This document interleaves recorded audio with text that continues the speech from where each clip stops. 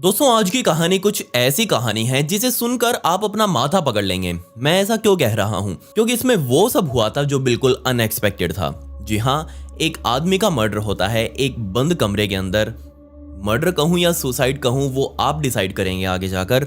लेकिन अगर मर्डर हुआ तो कैसे हुआ, किसने किया, क्यों किया, ये पता नहीं चल पाया। और अगर वो सुसाइड था तो उसने वो सुसाइड ही कैसे किया, क्योंकि जो हालात थे वो बिल्कुल अलग थे। जी हाँ, सुसाइड वाले हालात बिल्कुल लग भी नहीं रहे थे। खैर, आज मैं आपको एक सच्ची कहानी बताने वाला हूँ अमेरिका के कैंसस शहर में बने द प्रेसिडेंट होटल के कमरा नंबर 1046 की।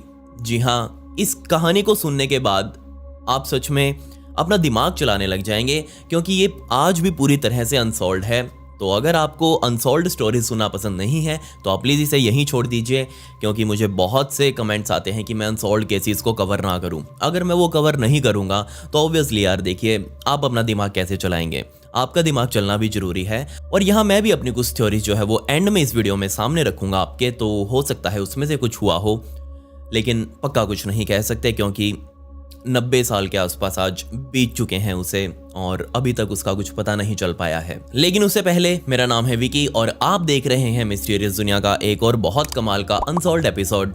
आप प्लीज इस वीडियो को एक लाइक कर दें और कमेंट्स में पिक में लिख दें, ताकि कल की वीडियो में मैं आपको शाउट आउट दे दूं। तो 2 जनवरी 1935 के दिन शनिवार का वो दिन था और उस दिन एक आदमी अमेरिका के कैंसस शहर में बने प्रेसिडेंट होटल के रिसेप्शन पर पहुंचता है और वहां जाकर अपना नाम बताता है, रोलैंड टी ओवेन, और सीधा उनको कहता है कि मुझे एक कमरा चाहिए है एक रात के लिए।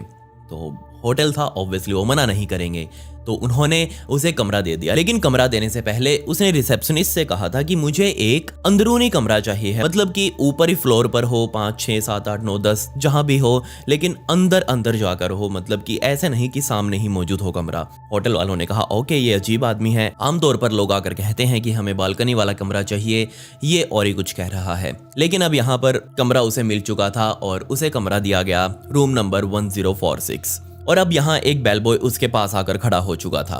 बेलबॉय वो होता है जो आपने देखा होगा होटल में, जब आप जाते होंगे आपका लगेज आपके साथ होता होगा, और जब रिसेप्शन पर आप चेक इन वगैरह करते हैं तो एक बंदा होता है जो आपके सामान को ऊपर कमरे तक या फिर जहां भी आपने कमरा लिया है वहां तक छोड़कर आता है आपके कमरे तक। तो यहाँ भी एक बेलबॉय था जो अब रोलैंड का सामान उसके कमरे तक छोड़ के आने वाला था। लेकिन सामान के नाम पर इस रोलैंड के पास क्या था? एक टूथब्रश, एक टूथपेस्ट और एक कंघा, और वो सारा सामान इसने अपनी जेब में डाला हुआ था। अब बेलबॉय बेचारा क्या करे, उसका तो काम था अब कस्टमर के साथ जाना। तो प्रॉप्स नाम का बेलबॉय रोलैंड के साथ लिफ्ट के अंदर चढ़ा और ऊपर गए वो 10th फ्लोर पर। 10th फ्लोर पर जाने के बाद वो सीधा 1046 रूम के अंदर एंटर कर गए। सिंपल। लेकिन यहाँ रोलैंड ने प्रॉप्स को बताया कि वो पहले भी कैंसस शहर के होटलों में रुक चुका है, लेकिन इससे पहले जिस होटल में वो रुका हुआ था वहां पर एक रात का किराया $5 का था, जो कि उस टाइम पर बहुत बड़ी बात होती थी। इसलिए उसने वो होटल छोड़ दिया और वो इसमें आया है। तो बेलबॉय भी बेचारा, ठीक है ओके सर, अच्छी बात है आप हमारे होटल में आए हो।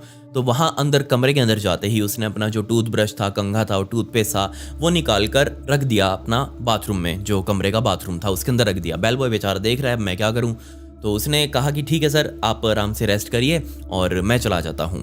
तो यहाँ रोलैंड ने कहा कि ठीक है तुम जा रहे हो, गेट को खुला ही छोड़ देना, क्योंकि यहाँ मेरे दोस्त जो हैं वो मुझसे मिलने आने वाले हैं। प्रॉप्स और रिसेप्शनिस्ट ने दोनों ने मिलकर बताया कि ये जो रोलैंड था ये बहुत ही दिखने में अजीब सा आदमी था। क्यों? क्योंकि इसके सिर पर एक तो गहरा निशान सा बना हुआ था, वहां पर बाल मौजूद नहीं थे और ऐसा लग रहा था जैसे इसे पास्ट में कभी भयंकर चोट यहाँ लगी हो। दूसरी बात, जो इसके कान थे वो बहुत अजीब तरह से सिकड़े हुए थे, मतलब कि वो जिसे कहते हैं ना कि गोभी की तरह थे, कॉलीफ्लावर की तरह थे। और आमतौर पर इस तरह के कान जो होते हैं वो बॉक्सर्स के होते हैं, जो बॉक्सिंग वगैरह करते हैं और उनको चोट वगैरह लगने से उनके कान ऐसे हो जाते हैं, और बिल्कुल ऐसे ही उसके कान थे।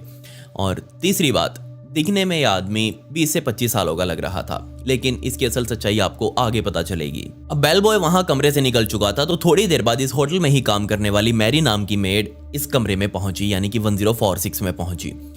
अंदर खटखटाया, रूम का डोर खुला ही हुआ था क्योंकि वो प्रॉप जो था खोल कर गया हुआ था। और जैसे ही वो अंदर गई उसने देखा कि रोलैंड पूरे कमरे की लाइटें बंद की हुई हैं और कोने में जाकर, जो कोना होता है रूम का, बेड के साइड में कोना, और वहाँ पर उस छोटा सा लैंप लगा हुआ था, जो नाइट लैंप भी जिसे हम कहते हैं, उस लैंप को जलाकर आराम से कुर्सी पर कोने में बैठा हुआ है और पता नहीं क्या क्या सोचे जा रहा है। ये देखकर मैरी जो थी, जो रूम में उसके साफ सफाई करने गई थी, वो देखकर बहुत डर गई कि ये आदमी है क्या है। और खैर अब गेस्ट था तो उसने उसे वहाँ गुड आफ्टरनून गुड इवनिंग